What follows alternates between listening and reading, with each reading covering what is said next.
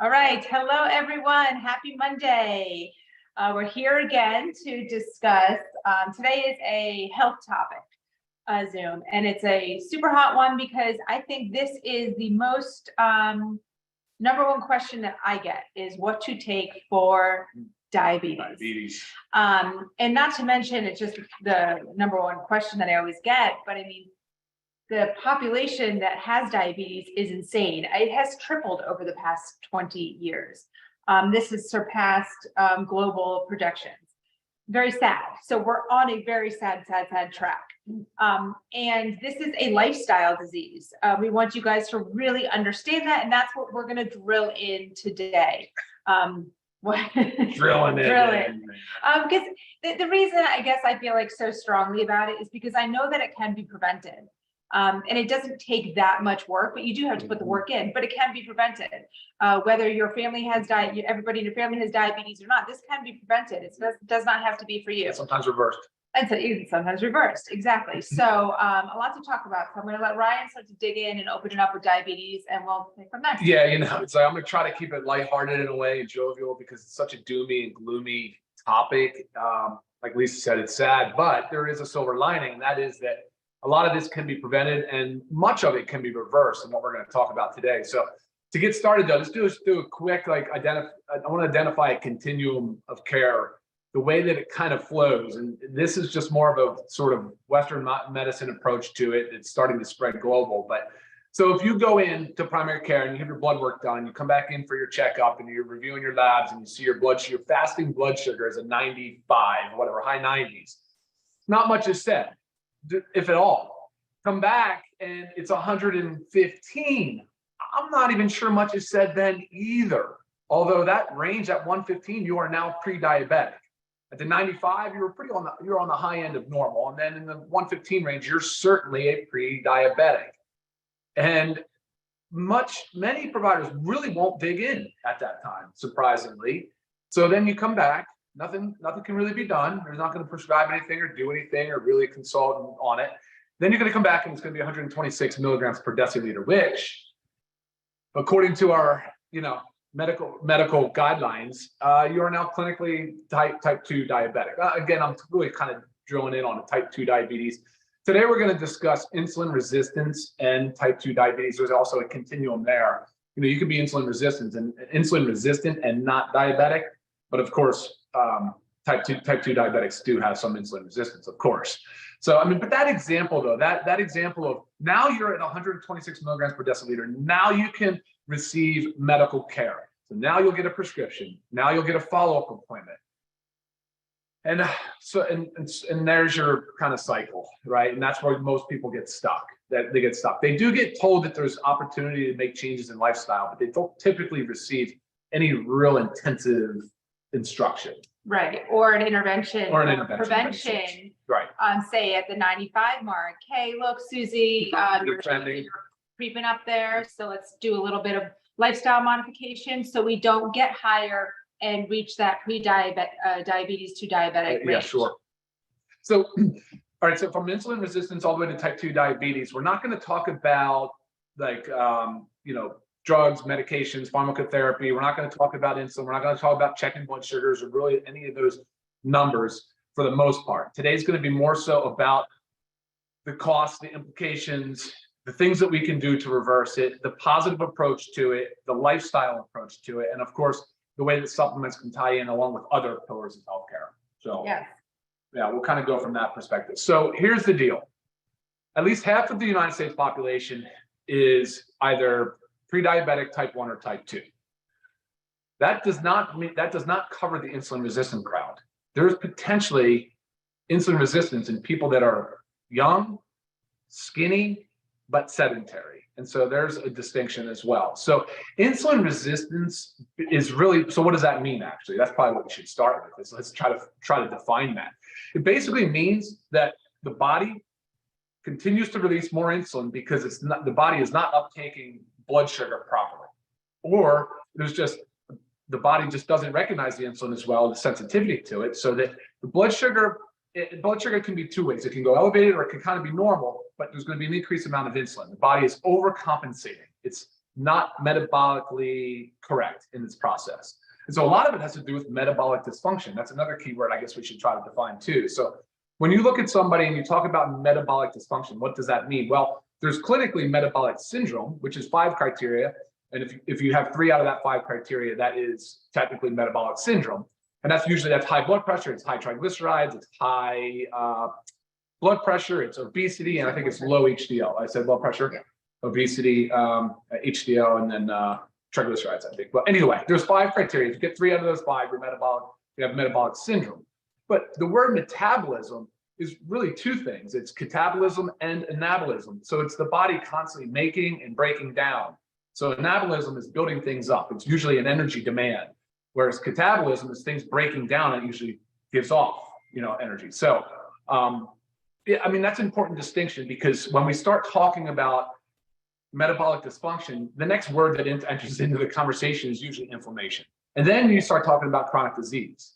Like, Lisa, I get hit all the time. So many emails come in on like, how do I improve my sleep? How do I improve my stress? I have a lot of inflammation. I have knee pain. I have arthritis. I have brain fog. I have X, Y, and Z, other disease states. And I'm saying to myself, I don't know enough about this person, but I'm going to guess, I will bet that probably some level of the inflammation going on is due to insulin resistance. Right. I feel like I get the same common question too, or sometimes I get a question about, I've just been diagnosed with kidney disease. And I'm thinking, well, what caused the kidney disease? Are we talking like, are we diabetic? Yeah. So you really need to focus on like, what is the real issue here? And there are significant issues. There are significant issues. On the far end of the continuum is full-blown type 2 diabetes.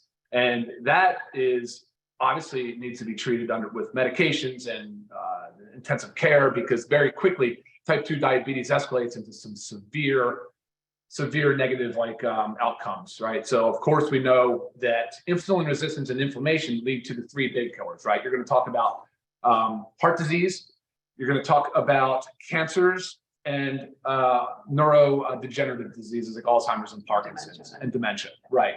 So again, when I get these questions, almost always, I would say, I'm like, if I knew this person, if they're under my care, I would address their insulin resistance or their pre-diabetes or their type 2 diabetes, because we do know that type 2 diabetes increases the incidence of those chronic diseases significantly.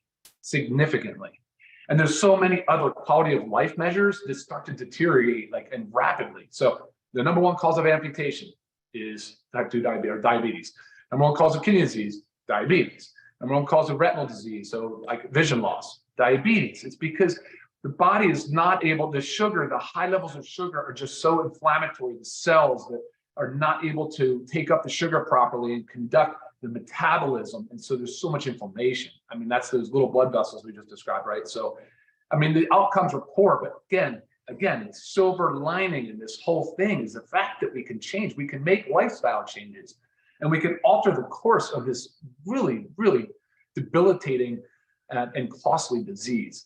I mean, there's so many aspects of our society that you can point to and have issue with, but diabetes is one we have to address. The curve is still climbing on an exponential curve. We are spending unsustainably on it. People are unhealthy. They're losing their mobility, their loss of productivity. I mean, there's so many things that need to be addressed, and they can be addressed, but most of it's lifestyle. Right. Okay. So speaking about lifestyle, there's a lot of things that encompass that one word. So let's start with our supplements, which is part of lifestyle modifications, lifestyle. Sure. Let's do it. All right. So the way I kind of approach you'll never see us have a diabetes support supplement, only because that buys more into the reactive sick care model. It's not so much of a preventive or a root cause identification model. It's not educational in any way. I'm not trying to help you lower your blood sugar, so to speak. I'm trying to help you understand the course of your chronic disease and how to kind of correct the root cause. Does that make sense? Yeah. So a lot of the stuff here has to do with nutrients, minerals, antioxidants, so the phytonutrients that are in plants and fruits and vegetables, as well as muscle protein synthesis, because as we see often in people that are overweight or obese, which that is roughly 3/4 of our population, overweight or obese, and virtually everybody that is overweight or obese has insulin resistance, which, that's a big one. That's virtually everyone. And real quick, before I forget, how do we test for insulin resistance?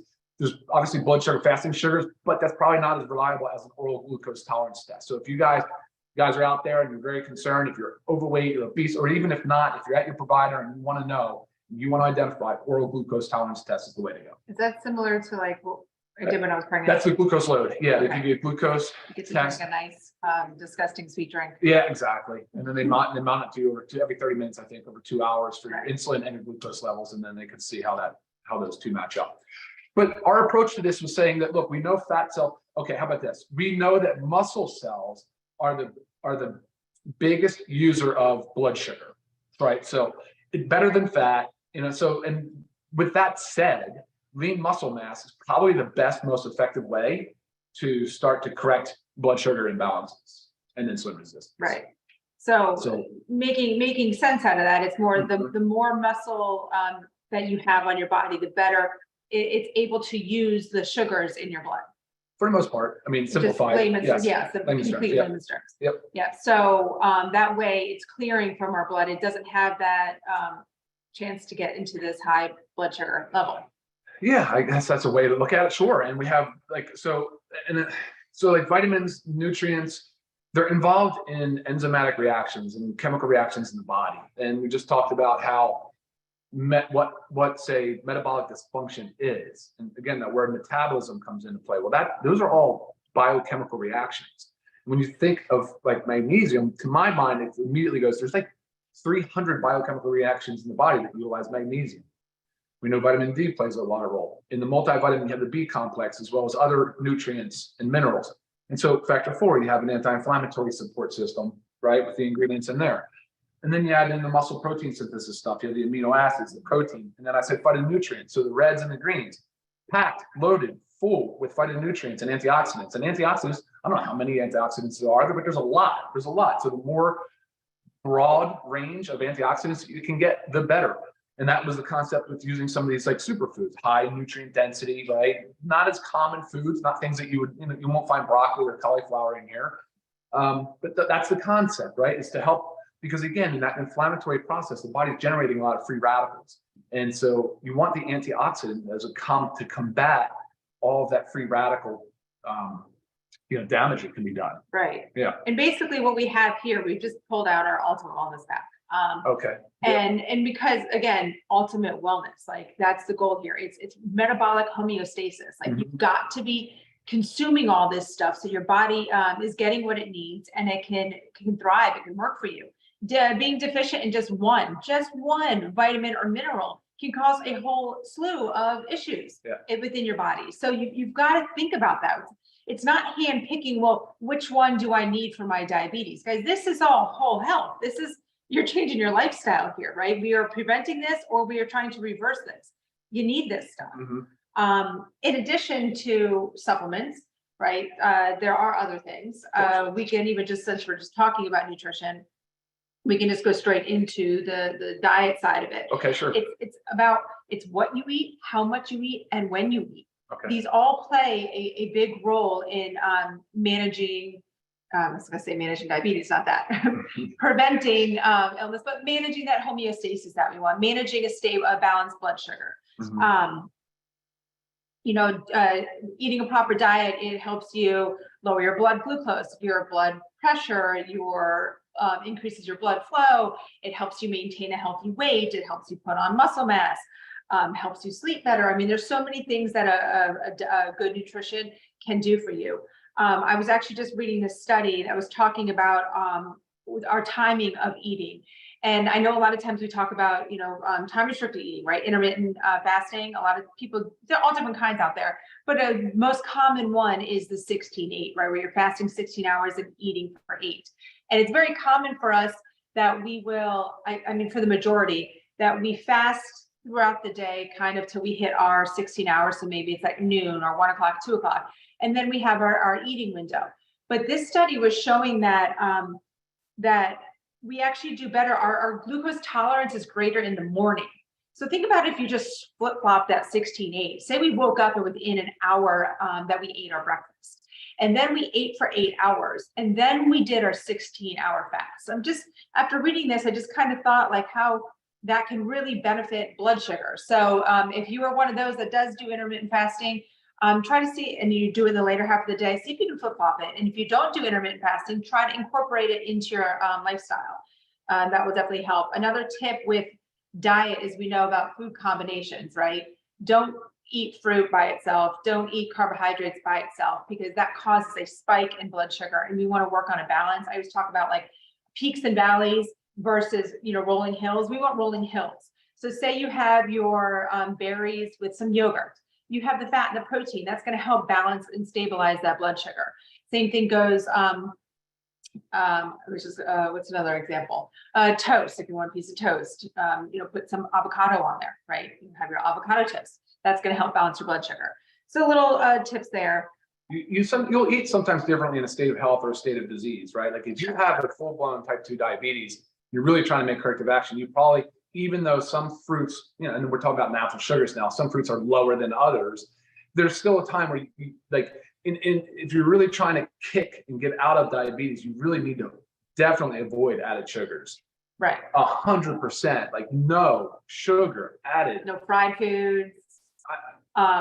It's a big one. No, I mean, sugary beverages is the first thing that comes to mind for me. Even the sports drinks. I mean, if you're an intense athlete, okay, maybe a sports drink. But if you're sitting on a couch or behind a TV, and no Gatorade, like no sports drinks, right. No fruit juices. Even if you're choosing fresh fruit, pick something that's low in sugar, like berries, blueberries, or strawberries, but maybe not figs or bananas. I mean, so you've got to start to educate yourself on the sugar load. That I would say is the biggest take home from this, for me anyway, for this call with regards to food. Avoid all added sugar. Right. Absolutely. And add the aminos in. If you're used to a sugary drink or some weird coffee thing like latte or whatever after mid-afternoon, go for something different. Grab the reds or the greens, or I don't care what it is. Just no added sugars. Right. You're going to have to adjust your palate a little bit, Sure, especially if you're used to very, very sweet things. Yeah. But that just takes time. And I promise you, it will over time.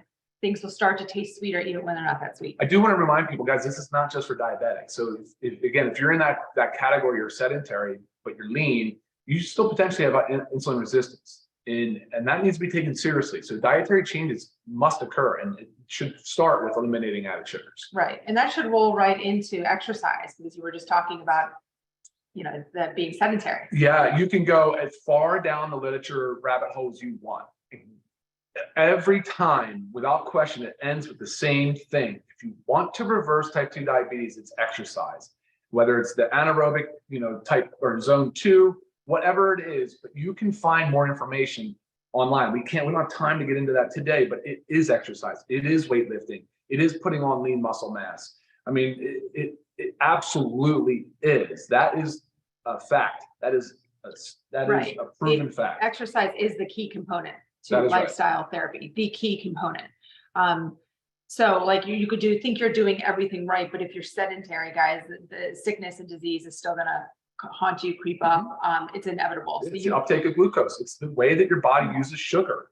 And the one organ that probably you should drill in the most on is the liver. I mean, the liver plays a huge role in the management of sugar. Right. And even specifically for diabetics, this is like the recommendation is 150 minutes of moderate to vigorous aerobic exercise. So that's like your biking, your walking, your jogging, anything that's getting your heart rate up and kind of sustaining it up. Spread over at least 3 days per week to minimize consecutive days without the activity. Yeah. Okay, so divide that 150 up through the week, if 3 sessions or more. And then also you need to do resistance training. Sure. And it recommends for diabetics 2 to 3 resistance training sessions a week on non-consecutive days. The goal is to get your body doing something every day. Say one day you do 30 minutes on the bike. The next day you do some resistance training. You don't have to have a gym membership. Go into your garage, go outside in a room, use your body weight, but that's resistance. You have got to be doing this stuff, and you can easily buy bands and whatnot on Amazon for super cheap, guys. I mean, this does not have to be a lot, I promise you. But goal is you have got to move your body on most days of the week. So exercise, nutrition, sleep is another one. Sleep's right up there with those 3. Okay, so sleep is an under-recognized factor in type 2 diabetes. what it does to your blood sugar and insulin resistance with lack of sleep. And typically this is not getting enough sleep. I think this is what the study that I was reading was most based on, because that's also what's going on in our population. We're not getting enough sleep. We're not allowing ourselves enough time. We're too busy. We're too stressed. There's too much light. You know, so cortisol production shoots up. Right. Well, that's another one. So sleep and stress kind of in a way go hand in hand, but blood sugar levels rise in response to stress hormones being released. Okay, so if you think about it, like it's a vicious cycle. We're stressed out, so we're not sleeping, then we're not sleeping enough, so we're stressed out, and our insulin resistance is through the roof. And these are all just pieces to a puzzle. When we talk about all these lifestyle things, from supplementation to diet to exercise to sleep to stress, these are all pieces to a puzzle that you've got to put the puzzle, you've got to do it all. So if this is overwhelming right now and you're like, well, I don't know where to begin with one thing. Say, look, I'm part of LiveGood. I'm going to go and I'm going to get myself that ultimate wellness pack, and I'm going to get on a supplement regimen. Then once you get that solid down, then work on the exercise. Okay, incorporate that, and little by little put your puzzle together. And that's the goal, right? To have this one big piece, and we're working on prevention and hopefully reversal of diabetes. Number one, avoid added sugars. Then go to the supplements. There, okay. I have to say Truth be told, yes, we got to avoid those added sugars. I mean, added sugars too can just come from like sitting on the couch and snacking on crackers. I mean, those crackers add up. That's all carbohydrate sugars. So it's not just like reading the sugars. Those, yes, I understand, added, but do read your labels because they sneak sugar into a lot of things that you would never, ever even know. Yeah, Google like some different words for sugars, because they'll hide them under words that you would never think that it was sugars. You've got to make sure you're preventing that. Look at the grams of sugar, yes, but also, read the ingredients. Cool. Try some questions. Oh, I know I do have one, Ryan, for you that I got the other day. So someone was saying that their whole family has diabetes. So they're on their way to being diabetic themselves. We always know that your genes are not your destiny. Sure, yeah. Sure. And that's the topic of epigenetics. And you talk about that quite a bit, epigenetics, right? Actually, I'll just cut right to it. If both parents have diabetes, the biggest predictor for the children to get diabetes is insulin resistance. So again, if you have a strong family history of diabetes, measure and try to find out if you have insulin resistance. That is key.